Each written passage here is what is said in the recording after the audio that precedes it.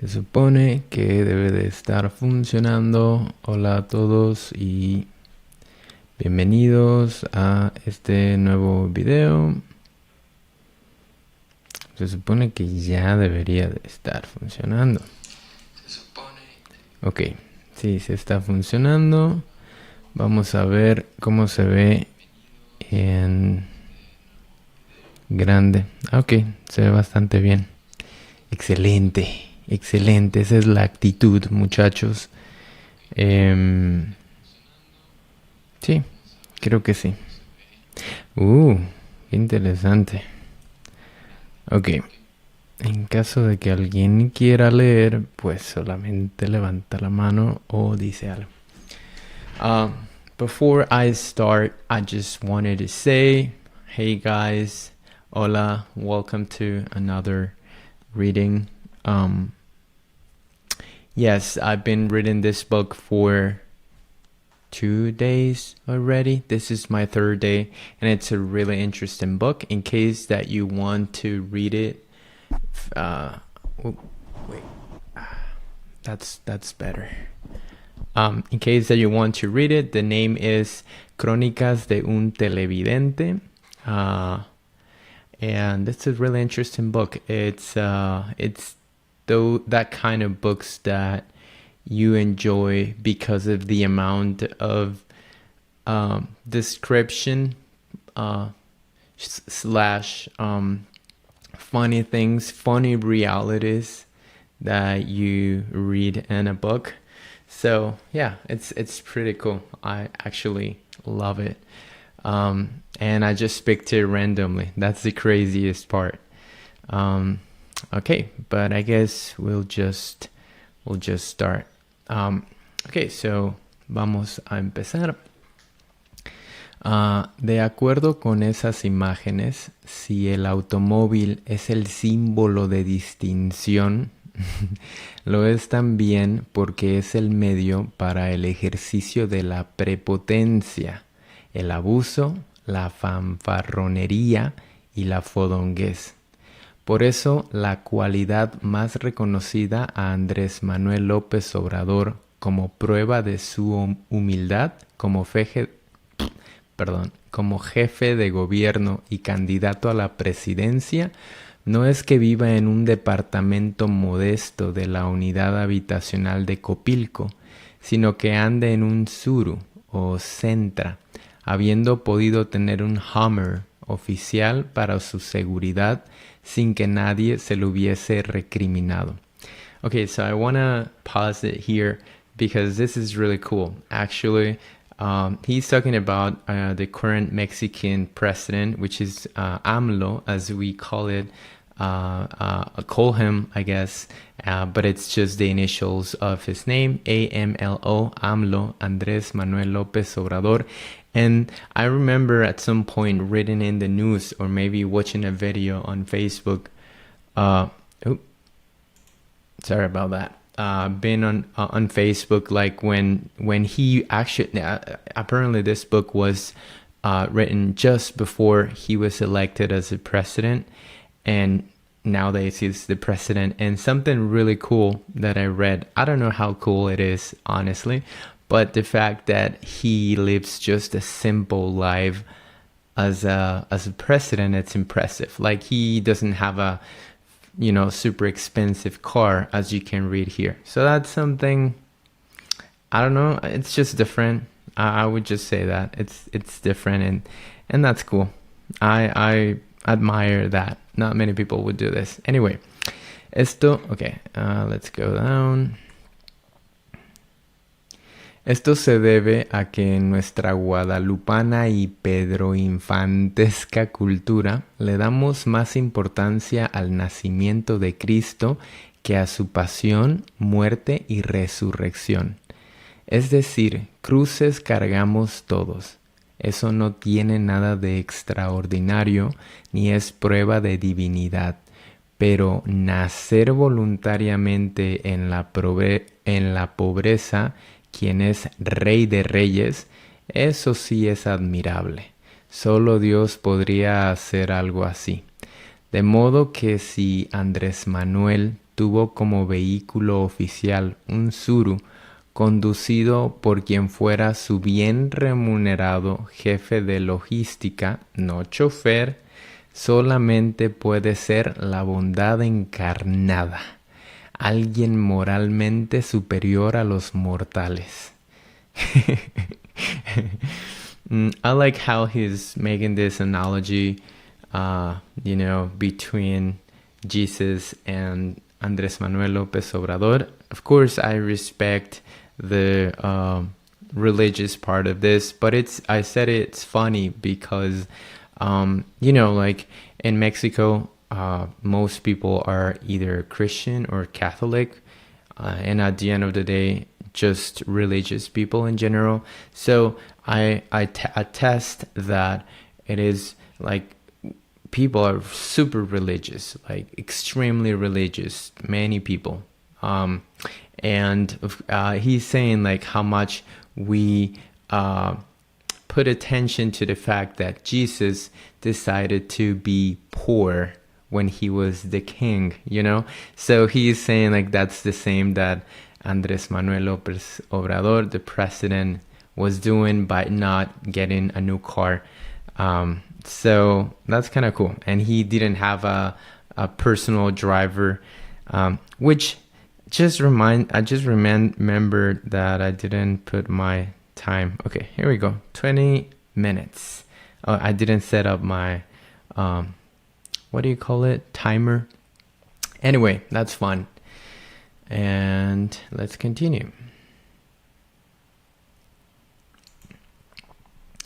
Let me just check that everything is fine. Okay, so far so good. And just making sure that no one is asking questions, hopefully. What? Okay. Cool. No questions. What's that? Oh. Muy bien. Does it look too small? Hopefully it's not too small. Okay. Si entre los apóstoles hubo uno que traicionó al Mesías por 40 fichas de casino, no es extraño que un Ponce o un Bejarano hayan sido tentados por malévolas fuerzas innombrables que quieren robarnos la esperanza. Okay, he's just talking about politics, nothing really interesting. Que Andrés Manuel vaya y venga en un suru, as if he comes and goes, en a suru, el carruaje de Juárez reencarnado, basta para creerle que no sabía nada de la corrupción de sus secretarios. So he's just being sarcastic, every single president in Mexico has, or almost every single president in Mexico has done the same. Like they just pretend they don't see any corruption at all when it's in front of their noses or in front of their eyes.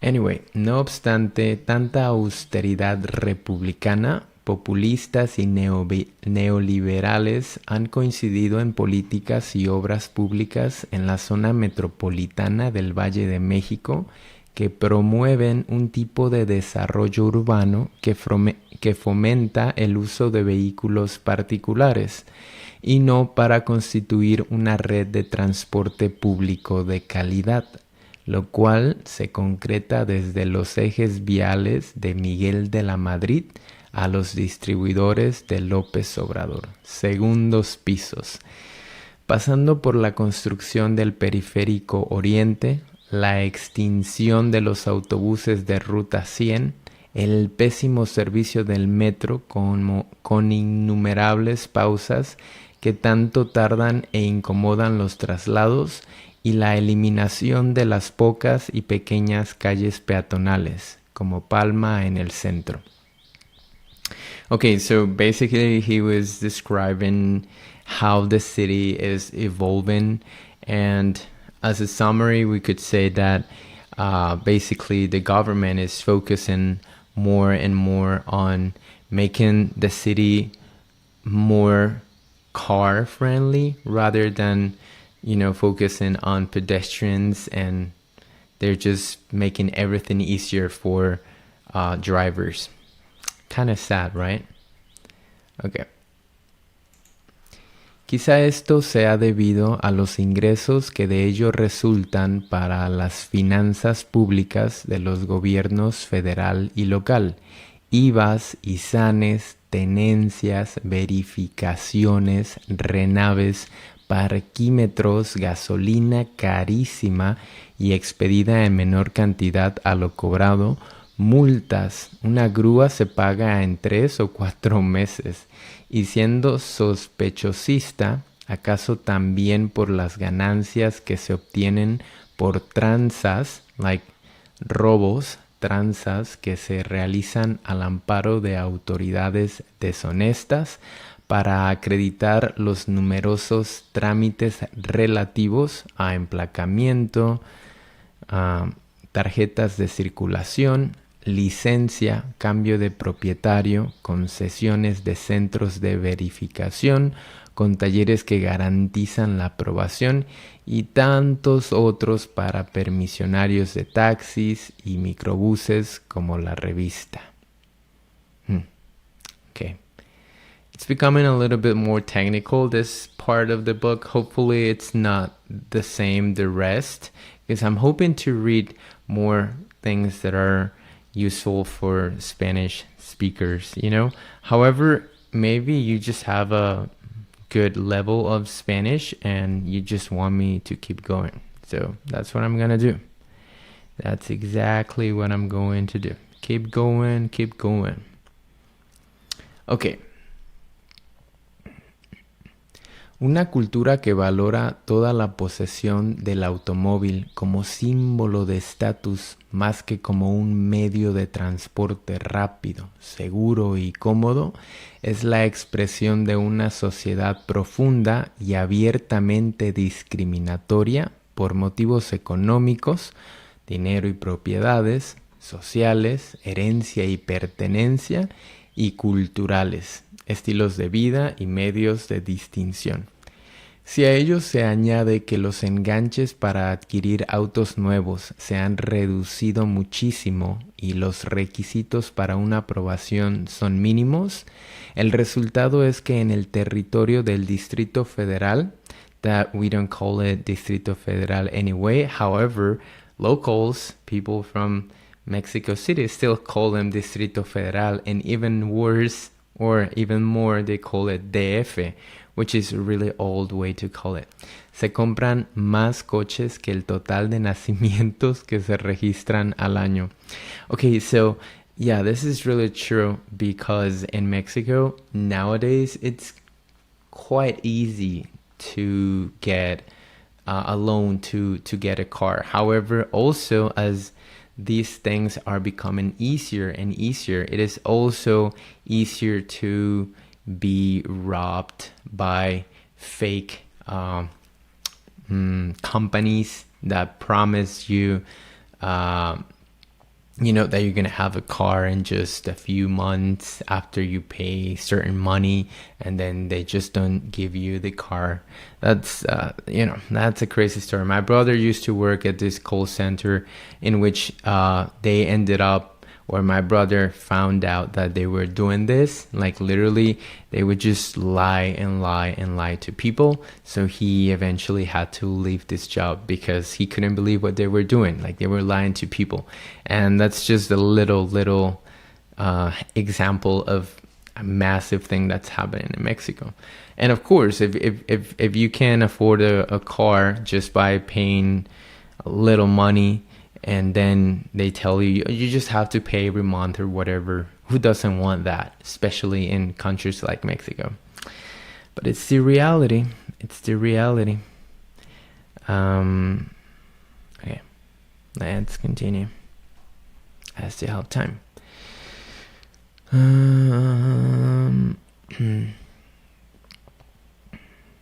Oh, it's funny that he's saying en el Distrito Federal, as in Mexico City, you can buy more cars than or there are more people buying cars than people being registered as newborns every year. That's crazy. Con razón, Demetrio Sodi dice, si seguimos apostando al uso del vehículo, pronto tendremos que pensar en el tercero y cuarto del periférico. Yeah, and with that being said, it's interesting how many people have made fun of Andrés Manuel López Obrador, because there was these news some years ago in which he was saying that if there was enough space for cars, because there's just a lot of traffic in Mexico City, we've been talking about that, he would just build more and more, what do they call them? They're called periféricos, but they're like roads, not on the ground, but like they're elevated, and he wanted to do multiple of them. So I don't know if that makes sense to you, but it's really funny. Anyway, we keep reading. Segundo infierno. Okay, so that was primer infierno, which is the first hell, or inferno, however you want to call it. This is the second one, Escuela de Rateros. It's a school of robbers or stealers. This is funny because we use in Spanish the word rata, as in rat, to call someone who loves stealing from others. And also you can use the word ratero or ratera to call someone who, loves taking stuff for free. Ok, este es un asalto chairo. Saquen las carteras ya. Bájense los pantalones, pues los vamos a basculear. Asalto chido. Okay, so this Rodrigo Gonzalez, I'm really curious about him. I'm gonna have to Google this guy, definitely. So he's using, I wish I could explain every single thing, but I'm not sure if he's a musician or maybe a poet or something, but this is the classical way of speaking of some people in Mexico City. Like the word chido, which means like cool. Basculear, I don't know if you know the word báscula, which is a scale in English. When you tell someone that you're going to basculearlos or les, it means like you're going to check how much money they have in their pockets. So basculear means like I'm going to check how much money you have. So, and he says asalto chido. Chido is like, again, cool, as in chido. Same word, kind of. Okay. A la desigualdad económica se le sobrepone ahora una lamentable igualdad, la de la vulnerabilidad ante el crimen y la rabia motivada por la impunidad. Los ricos ya no están a salvo en sus ínsulas de calles cerradas al paso del vulgo y resguardadas por seguridad privada, mientras que los pobres sufren ahora delitos que antaño se consideraba que les eran ajenos, pues ya se dan casos de secuestro por los que se piden bolsas de mandado del súper o cantidades pequeñas de dinero. Okay, so I'm going to stop there because this is really interesting. So he is talking about now crime in general in the city. And something interesting that he mentions is that los ricos ya no están a salvo en sus ínsulas de calles cerradas. That would be like rich people are not safe anymore in their ínsulas. Insula, I remember reading this word for the first time in the book of El Quijote de la Mancha. Hopefully you know this book. It's a Spanish book from Spain, really cool, classic one. And insula, if I'm not mistaken, means like a little island. So insula. And they're saying that rich people, again, are not safe in the little island of or streets, island streets, or streets islands. I don't know how to translate that, but like, these calles cerradas are like little communities or neighborhoods that no one can enter but the owners. So it's like a little neighborhood, but it's like you cannot enter there. You have to live there in order to enter there. So yeah, they're saying that rich people are not safe there anymore. Mientras que los pobres, oh yeah, and that was interesting because you know about secuestro. Secuestro is a kidnap, right? And I didn't know this specifically, but I definitely believe it. It's saying that se dan casos de secuestros. There are some cases in which some people would kidnap someone, and then he says se piden bolsas de mandado. That's really interesting because las bolsas de mandado are just like those bags that you specifically use to go buy your groceries when you go to the supermarket. So whenever you go to the supermarket in Mexico, someone might say, do you have your bolsa de mandado? Meaning like, do you have that specific bag that you use to take your groceries when we go to buy them in the supermarket? So they're saying that some people are even kidnapping poor people and they're asking in exchange just to give them some groceries in bolsas de mandado, or even just small amounts of money, cantidades pequeñas de dinero. That's just crazy. That's insane. But I truly believe this. It is what it is.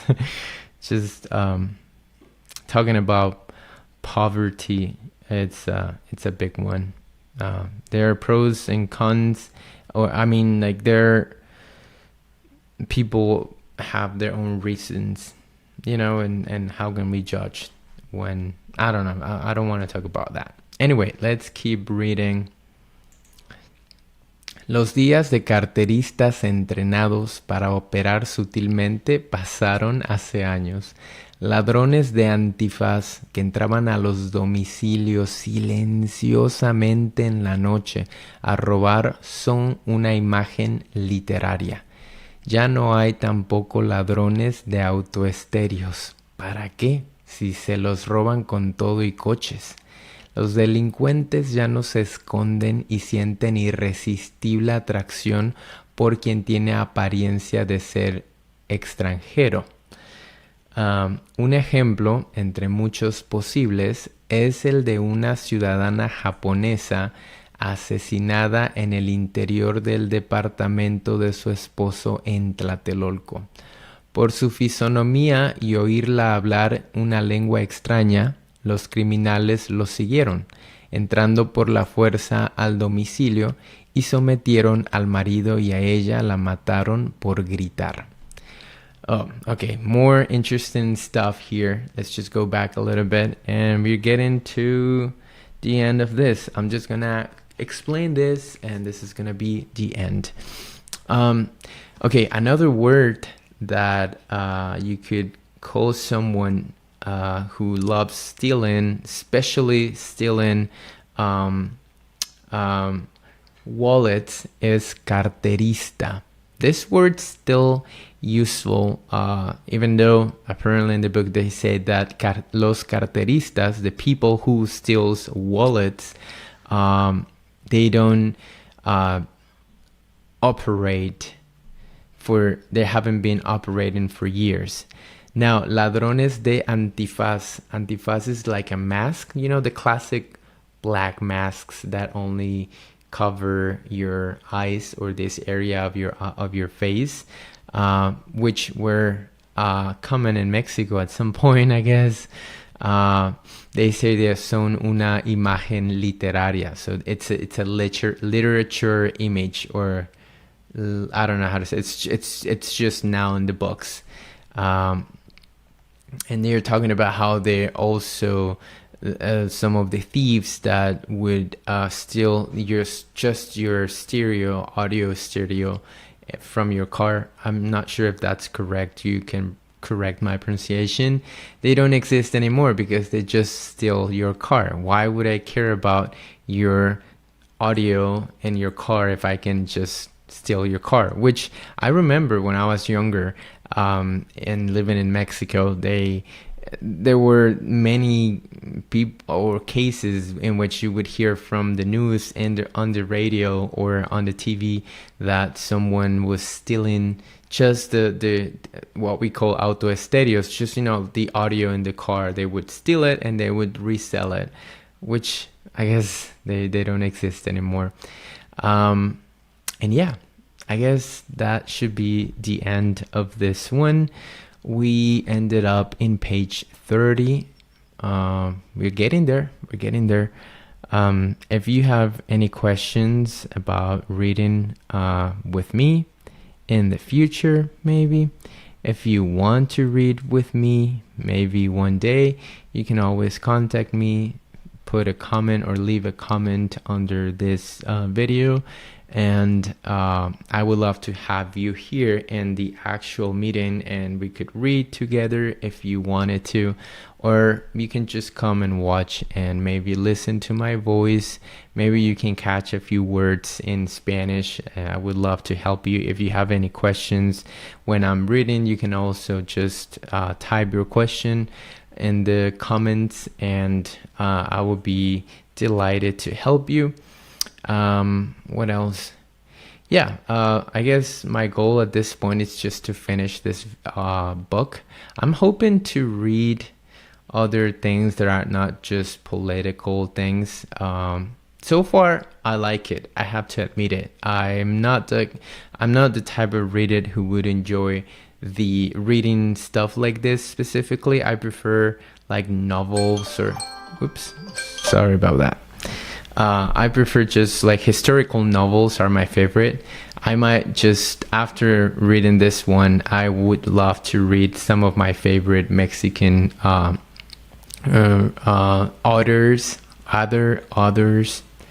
not sure, or writers, I guess, which is some of them like Esquivel, Juan Rulfo, Garcia Marquez. Well, there are so many at this point. At this moment, I don't remember the names, but yeah.